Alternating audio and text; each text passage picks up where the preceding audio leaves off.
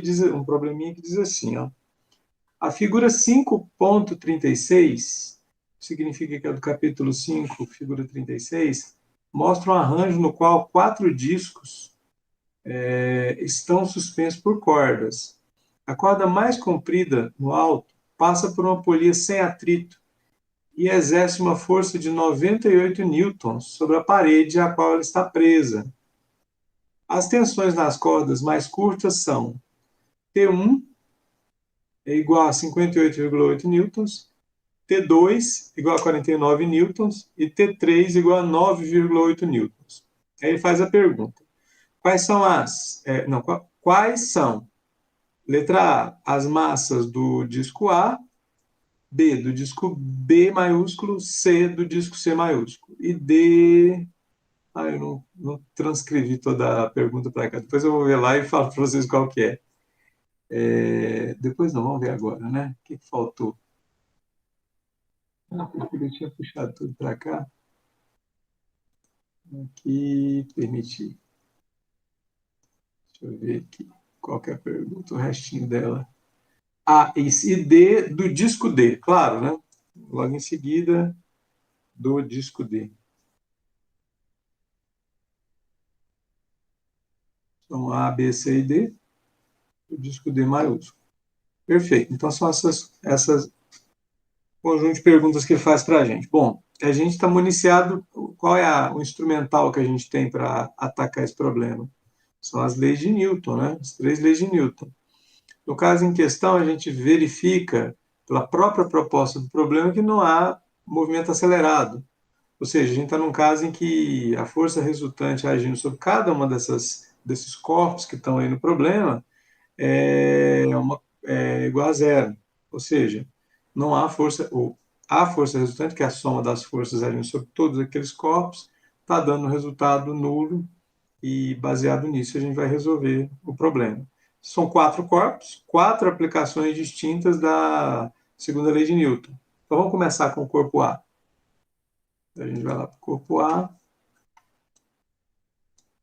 e segunda lei de Newton. Sim.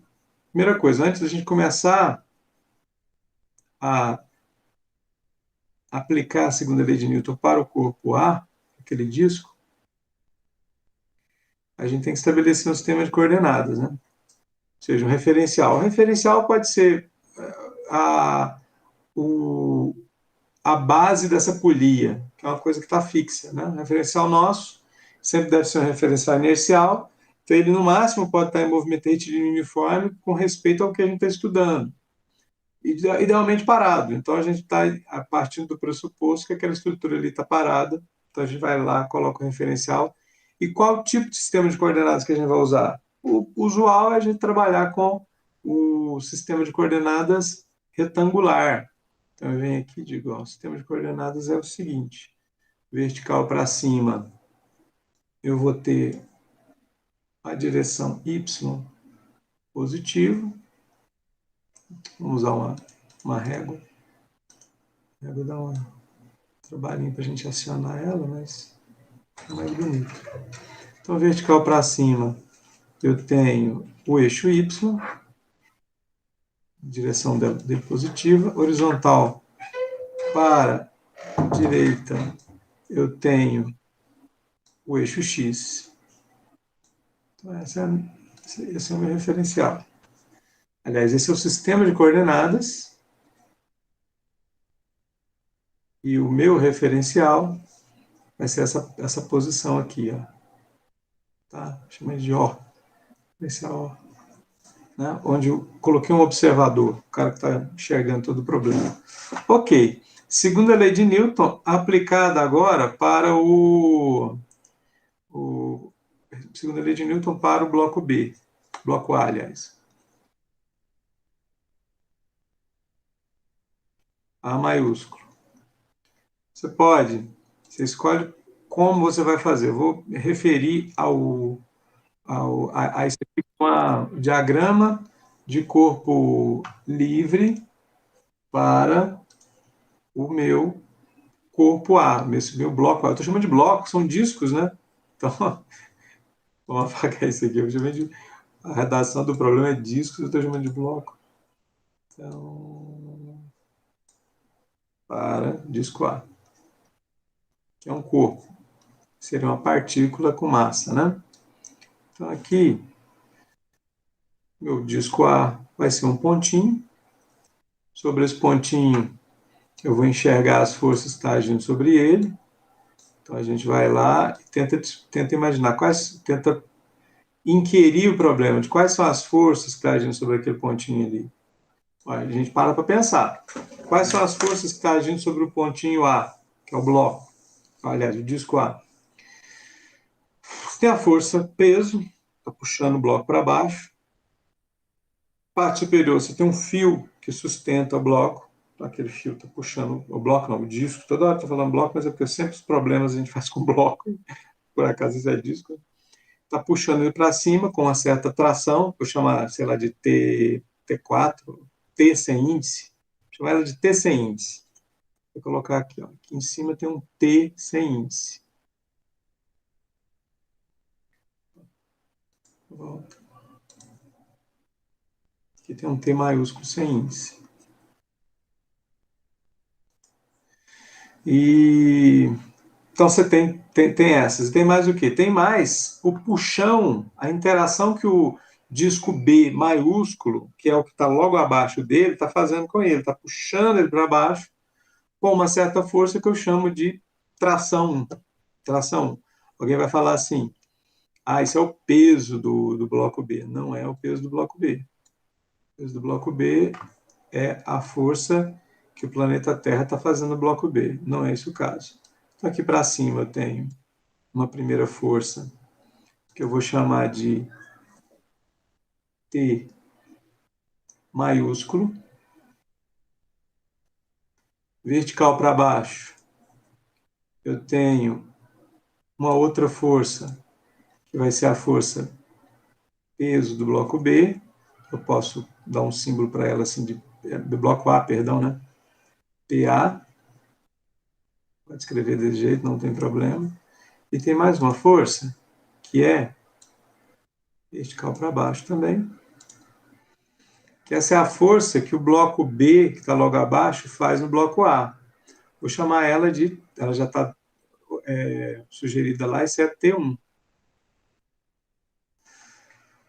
Então, perfeito. 3 forças agindo sobre o bloco. A segunda lei de Newton diz para a gente o seguinte, que a soma das forças é igual a massa vezes a aceleração. Mas no caso em questão, a aceleração é nula. Então, a força resultante, para o caso em questão, que é a soma de T maiúsculo mais força peso sobre o bloco A, mais tração T1, está dando nulo, dando zero. Não? Está dando zero. Aí eu uso as direções para eu orientar direito esse meu cálculo que eu estou realizando aqui. Aqui eu estou fazendo a conta toda vetorial. Agora eu vou colocar módulos com as direções do vetor unitário J, né? Ou seja, o módulo vezes o vetor unitário J, com sentido dado pelo sinal que está acompanhando, se é positivo ou negativo. Se é positivo, a força está para cima, se é negativo, a força está para baixo. Então, nesse caso em questão aqui, vai ficar tração, vamos escrever, ó, tração T é o valor da tração J, então o sinal é positivo, porque ele aponta verticalmente para cima. Você tem a força peso no disco A, que é a massa do disco A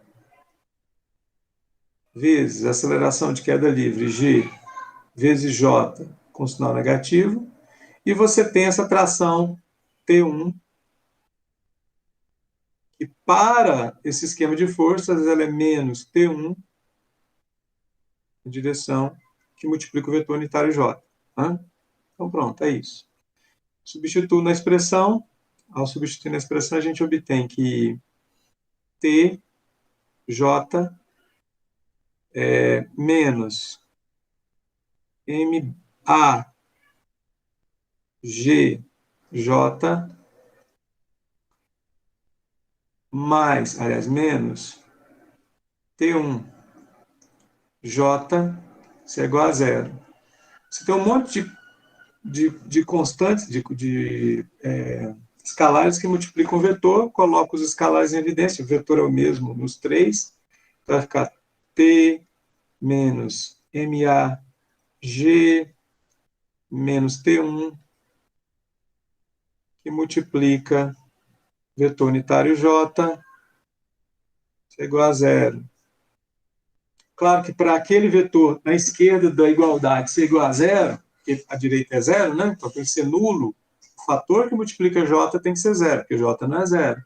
Então todo mundo que está ali dentro tem que ser igual a zero. Então T.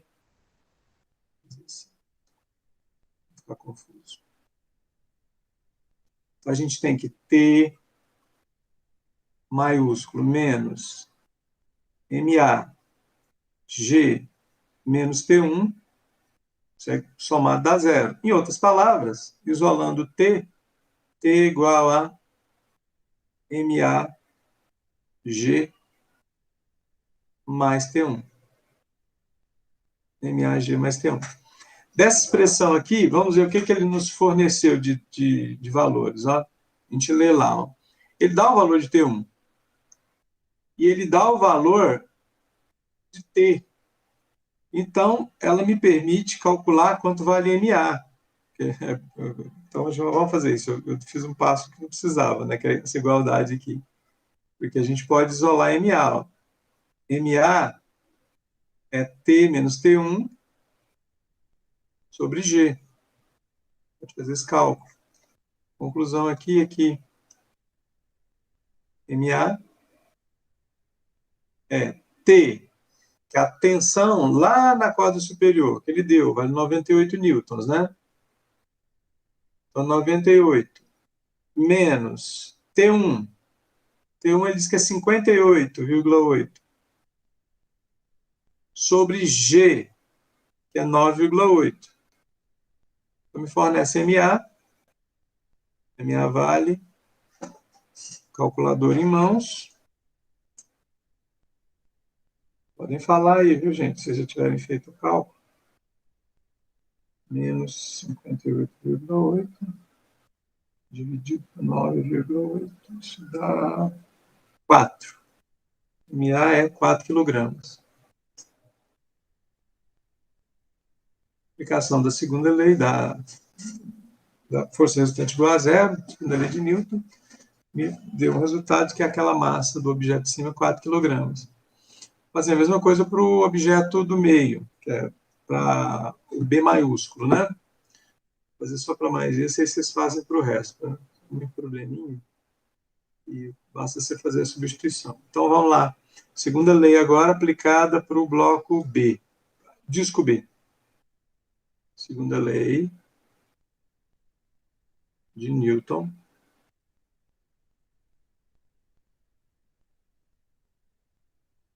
Para disco B. Diagrama de corpo livre. Só uma bolinha. E vamos ver quais são as forças que agem sobre o disco B. 3, né?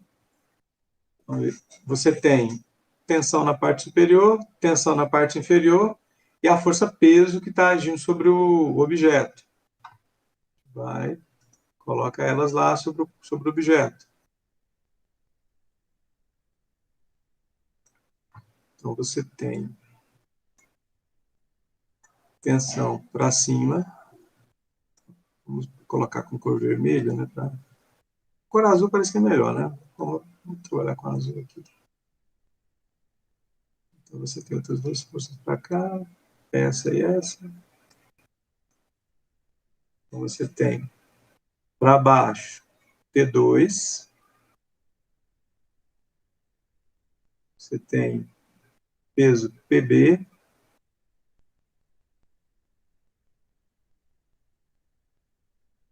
PB. Vertical para cima. Você tem aquela força que eu já expliquei para vocês no vídeo, que tecnicamente, chamar isso aqui de T1 é um pecado.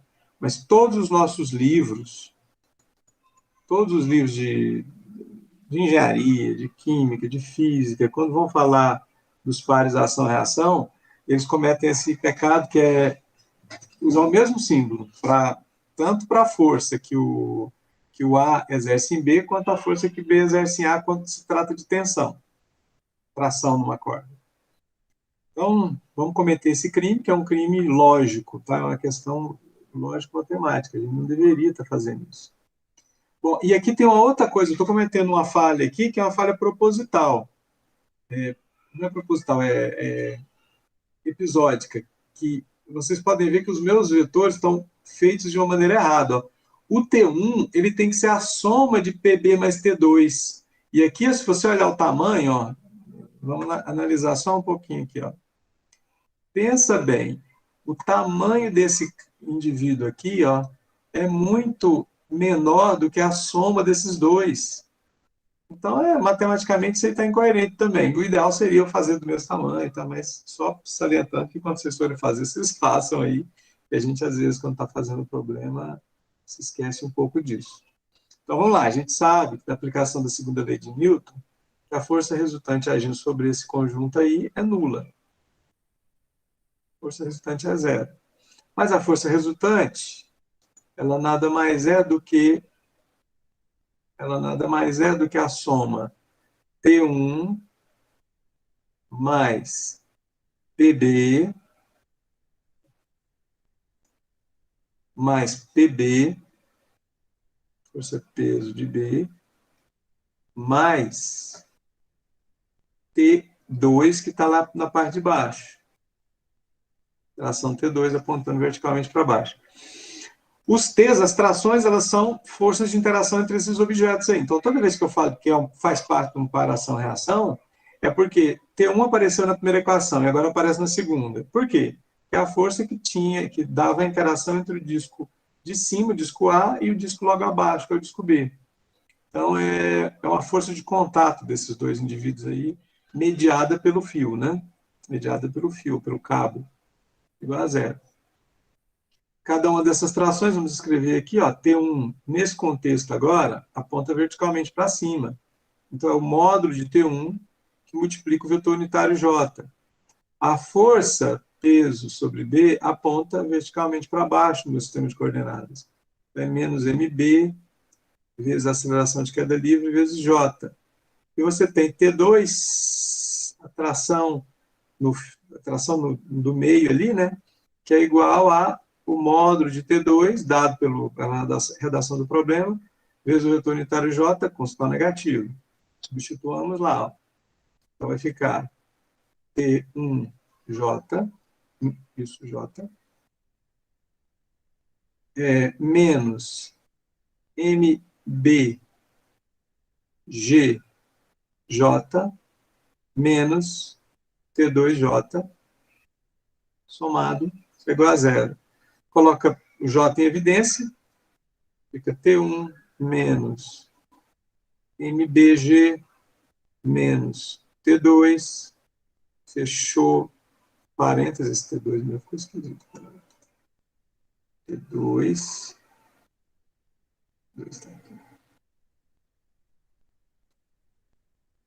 J, isso é igual a zero.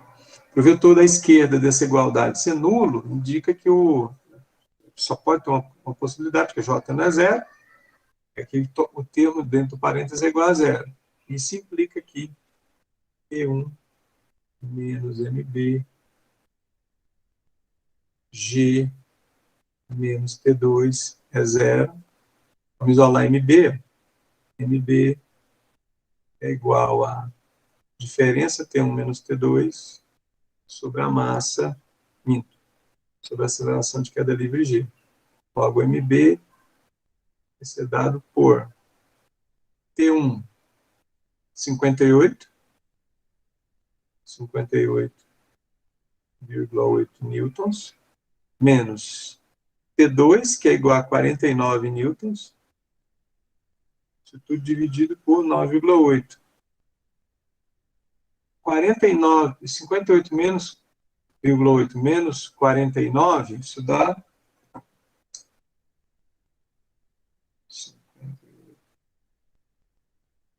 58 9,8. Dividido por 9,8, 1. Então, MB, a massa do disco B, é igual a 1 kg. Ok? Mesma coisa você vai fazer para o disco C e para o disco D, o mesmo procedimento.